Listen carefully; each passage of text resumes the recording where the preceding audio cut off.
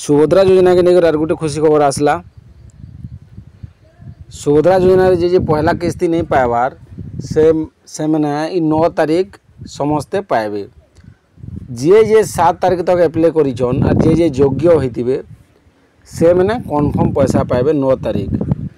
आउ आमर chief minister सेटा अनाउंस करछन जे सुभद्रा योजना रे 1 नंबर पैसा पाइजी आउ जे सुभद्रा योजना रे 1 करोड़ भितर पैसा पाइजे मैंने 1 करोड़ भितर पैसा पाइजे से मन के डाकी गोटे सभा जेन बारिपदार गोटे सभाटे हवा 9 तारीख से मन के किछिटा प्राइज देवार माध्यम अच्छे किछिटा प्राइज दिया से मन के तो काना कहजन आमर उपमुख्यमंत्री ताकर मुहर सीधा सुनमा हला। वीडियोटा मुई प्ले करी देखे दूचे। ओके सब जानी पारबो वीडियो देखि सारला पर। ओके देखो काली माननीय मुख्यमंत्री निर्देश देइछंती बहुत जल्दी आमे किस्ती को दबा पाई जेतु दशहरा गोटे बड़ पर्व एवं सबु महिलांक पाई देवींकर आवाहन हुए। देवी मानकर स्वरूप माँ मानकर प्रति गाँव रे पूजा हुए। तेणु एथर आसंता 9 तारीख रे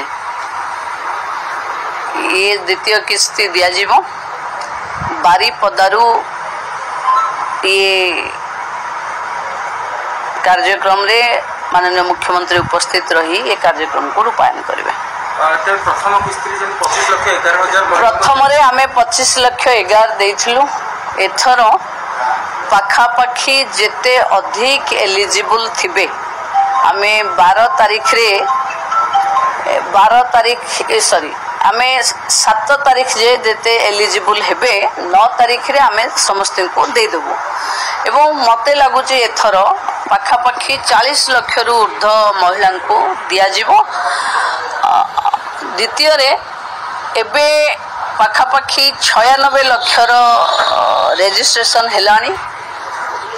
जे कोटी नंबर जो हिताधिकारी हब 1 करोड़ जे हब तांको सही जगह को डका ही सम्मानित करा जीवो।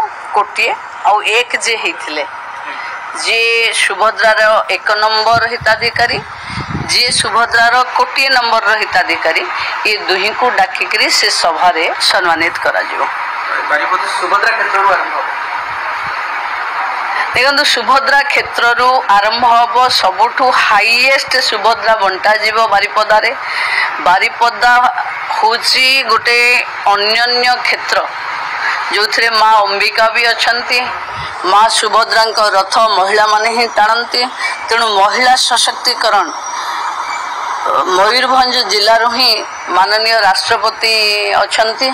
तेणु मु भावुची महिला सशक्तिकरण एक अन्योन्य उदाहरण हम मयूरभंज।